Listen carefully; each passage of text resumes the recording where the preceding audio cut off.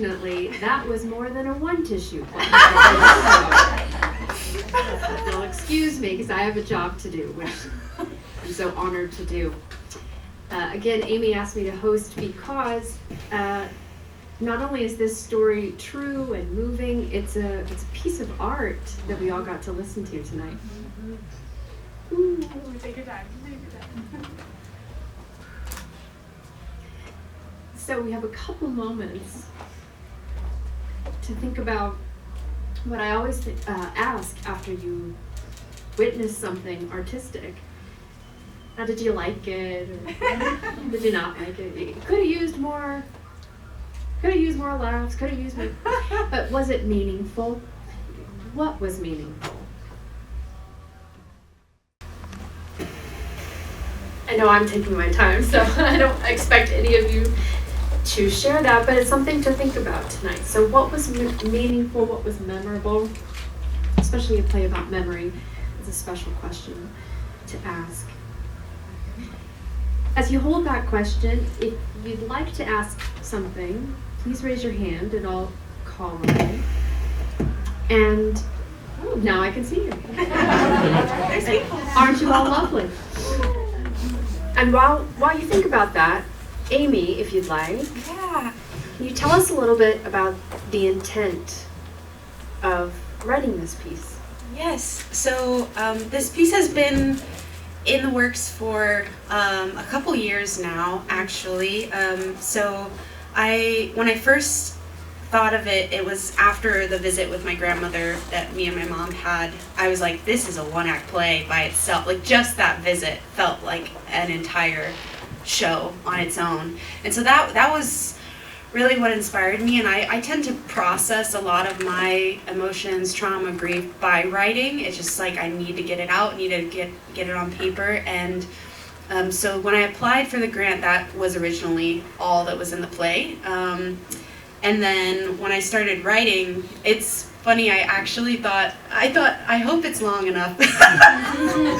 I said, I don't know if this is going to be enough. And I had never written a one-person show, so when I looked at the page numbers, typically one page would be 1 minute, but that's totally different if it's a one-person. Anyway, and it's 2 hours, right? But my intent was to honor her memory, to process my own stuff, and to share these stories that go away when we go away. I mean, there's so many stories we have inside us. It's amazing. And I thought, who's going to know about my Uncle Jimmy, pretending to be electrocuted? Who's going to know about my Aunt Maggie teaching me to brush my teeth? Like, just me, and maybe them, but it was probably a millisecond in their memory. And so I just wanted to share those stories and remind everyone, to be grateful, but to inspire people to speak their own stories and share stories with each other, because that's how we keep each other alive in our own way. So, and yeah, that was my intent. Yeah. I'm curious to know actually 2 points. One, where do you expect this to go from here as a story to continue or not? And secondly, where do you expect to go with future kinds of efforts? That's great. I'll repeat it just for folks to hear again, especially on the live stream. Yeah. 2 great questions. Where do you hope this piece goes next? And then where do you hope you go creatively too, yeah? So this piece, excuse me, it's interesting because I was thinking, like, it can adapt and change based on what comes next, or I could set it in stone as like, this piece always takes place on January 15th, right? As a play would be repeated every time. However, it was my intent when I wrote the grant was to be able to workshop it, do this reading, and then be able to possibly tour it to different locations. Because it is a one-person show, that makes it a lot easier to do. So it would be a process of having rehearsals, so I'd be memorized. Maybe we'd be able to add things like sound and costume. It don't necessarily need a set, right? But just being able to be a little more present with the audience. And so that would be the next steps for this, would be like looking at touring continuing to refine the script. And once it gets performed, usually a few times, then you would start looking at publishing it, because you wouldn't want to like set it in stone until you feel like, oh, that's how it flows, that's where it goes. So that's what would be next for Aurora, for the play. For me, creatively, I'm actually excited because there's grant applications coming up. And I actually wrote a children's musical that's an adaptation of a story called Once Upon a Time, that's about a young vampire who's a vegetarian. And he loves candy, and he wants to go trick-or-treating for Halloween because he finds out that humans give away candy for free on Halloween. And he's like, this is the best thing ever. And they're like, but you need a costume. And he's like, nuts.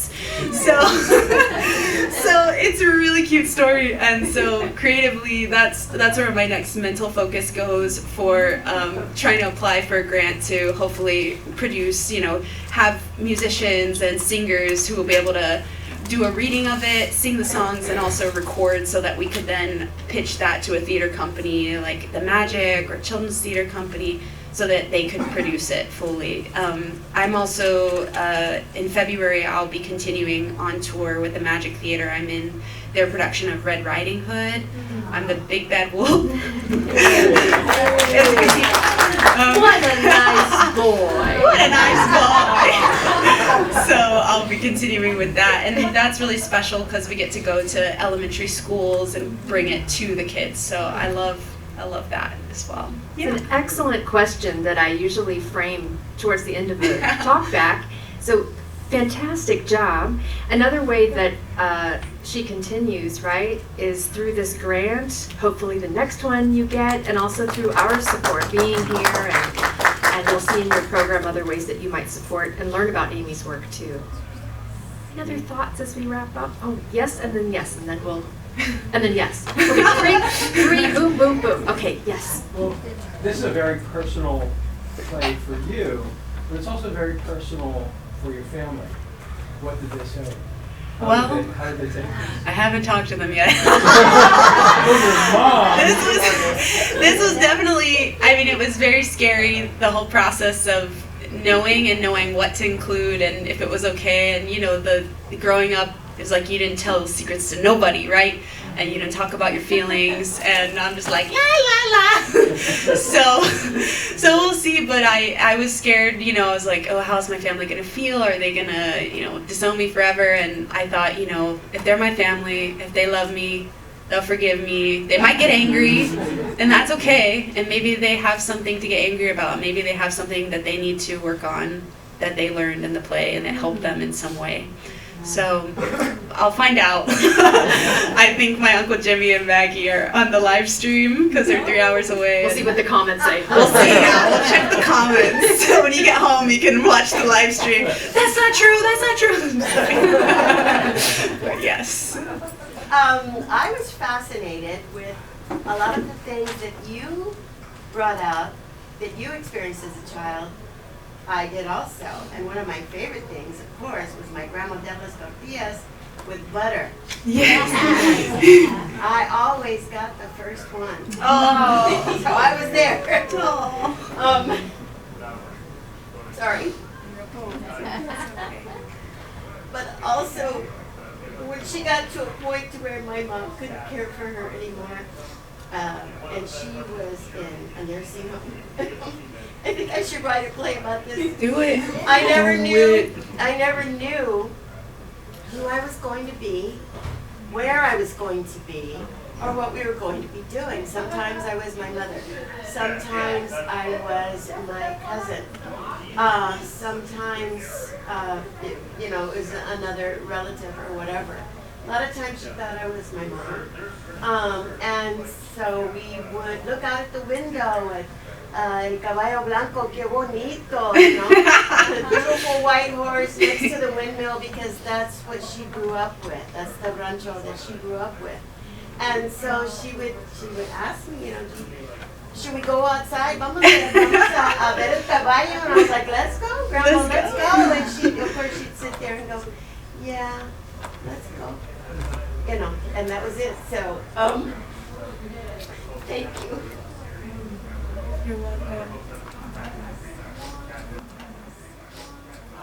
it's such a sensory experience.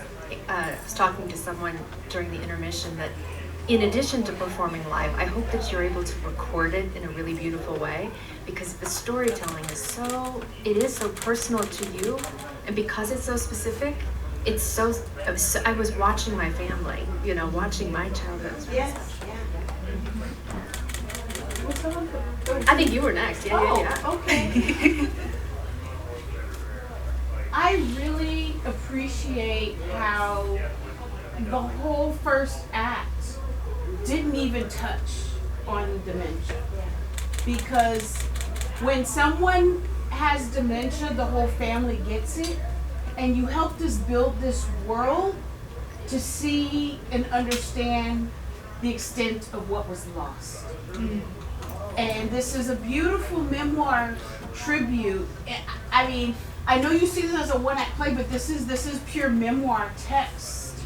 That's so meaty that I hope you continue to expand and put more of those stories in that don't make it to the stage. I am on a similar journey. I have written a one-woman play about being my mother's caregiver, who will be 86 in April. Wow. And so the question I have for you is, how has this experience, this very intimate experience with dementia affected, I'm not going to guess how old you are. I know you're younger than me. You're probably not going through the change yet. But Is that an official question? But with that, how has this affected your own relationship with mortality, with your creativity, your cognition, all of that? Yes. Am I alive? Did the battery die? Oh no. Or this one? I'm too project, hot. Amy, project. Yeah. So, oh yes, thank you. Just, in case people have hearing needs. Yeah, so yes, I'm not sure if it was connected to dementia or how things were taught in my history class, but ever since when I was a very little girl, I had some rough times. I went to a therapist and they said, you gotta talk to me. And I said, no, because in my family you didn't talk to nobody about nothing. And she said, okay, here's this journal. Write whatever you want in it. I'm not gonna read it. No one's gonna read it. You, whatever you want. And that's when I started writing, and it just but every time I would open a new journal, I would start this history of my entire family, as if a historian would find it, I'd be like, yes, and here is my family tree, and this is my second cousin removed, and we used to have, yes, Cheerios together. This is very important because Cheerios at the time, no. So writing a historical, but yes, when she had Alzheimer's, there was that, obviously the fear of getting it myself, as well as sometimes it is genetic, it doesn't necessarily have to be, and also the fear of my mother and all those things. And I think I've done a lot more writing and preservation of memory in terms of photos and video, because I think it's important, and I do have that fear of if I do go away, I want my life to be somewhere, so I'm forcing it out there. So I started a Substack I don't know, a few months ago when I found out what Substack was, which is basically, you can write your own newsletter, basically. But I've been using it. I started a blog in 2020 when the pandemic hit, because I was I don't know, what is happening? And I started writing poems and spoken word and processing things through that, and YouTube, and then, but my blog couldn't be subscribed to or anything. So anyway, Substack, I've started doing a lot, and I've noticed a lot of memories coming up and it feeling like a memoir. So I hope one day, I kind of see it as it preparing me for my book or books, right? I'm one day I'll go back and I'll pull that and I'll be able to just tell my editor, here you go, read my stuff. But yes, I definitely feel more pushed to write things down and put them in a public way, so that there is a part of me, even if I lose those memories. It definitely makes me hold my boyfriend a lot closer, and I'm terrified of losing him, but also losing my memory of him and everyone I love. But I know that everyone I love would be there in any way they could and love me in any way that they could. So, yeah. And by the way, Amy, my mother's name is Aurora. Oh. The sunrise. Thank you. Well, if you are on Amy's Facebook event, would you share too what? I'm sorry. I'm gonna knock your secret water. If you're on Amy's Facebook event, maybe share where we can find Yes. your work too, because that sounds interesting Thank too. you. Snacked Up in Prayer, the Dementia Diaries. January 31st and February 1st at Jumpstart Theater. I'll definitely Yes, post oh share it. Yeah. Thank you. Thank you. We're all stories like this, right, Amy? We're all interconnected. This spoke to each of us for a number of reasons, and we'll carry it with us as a memory forward. So it's very special to be in the room who we are today and have this as part of our memory. So thank you for sharing this with us. Amy, thank each of you. Thank the Alzheimer's Association, Meals on Wheels, our beautiful ASL interpreters,